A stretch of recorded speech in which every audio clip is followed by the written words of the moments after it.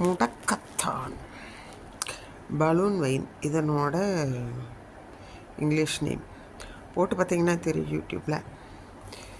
மருத்துவ குணங்கள் என்னென்ன, முடக்குவாதம் இருந்தால் கூட சரியாகுமா. அதனோட விதைகள் இது எங்கே கிடச்சிதுன்னா, நானே தொட்டியில் வச்சுருக்கேன், தென்னம்பிள்ளையில் எடுத்து விட்டுருக்கேன், உங்களுக்கு காமிச்சேன். நானே முன்னாடியெல்லாம் போடுறதுனால அந்த பார்க் ஏரியாவிலேருந்து தப்பி தவறி விழுந்த விதைகள்லாம் மழையில் அடிச்சுட்டு போய் இது ரோடு சைடு இருக்குது மெயின் பவர், அந்த கீழே டிரான்ஸ்ஃபார்மருக்கு கீழே செடிக முளைச்சி நீளமாக வளர்ந்துருந்தது ஓவராக. அதில் கொஞ்சம் பறித்து அதே இவ்வளவு பாருங்கள். நம்ம எப்படியே காட்டுக்குள்ளார அங்கே இங்கே இருந்து தான் எடுக்கிறோம், வேலிக்குள்ளார இருந்தாலும் எடுப்போம் ஊர் சைடுகளில்.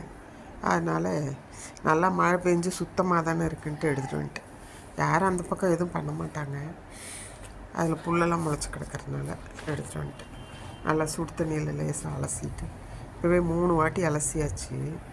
மண்ணெல்லாம் ஒன்றும் இல்லை, மழை பெய்யறதுனால சரி யூஸ் பண்ணிக்கலான்ட்டு. துவையில் இருக்கலாம், இல்லை தோசை போடலாம், இல்லை ஏதாவது பண்ணலாம். விதை ரொம்ப பிஞ்சாக இருக்குது, பறிக்கிறதுக்கு முதலே காமிச்சிருக்கலாம். இன்னொரு நாளைக்கு காமிக்கிறேன். சூப்பராக இருக்கும். துவையலும் அரைக்கலாம், பொடியும் செஞ்சு வச்சுக்கலாம். ரசப்பொடி, பருப்பு பொடியும் செஞ்சு வச்சுக்கலாம். சாப்பிட வாங்க சாப்பிட.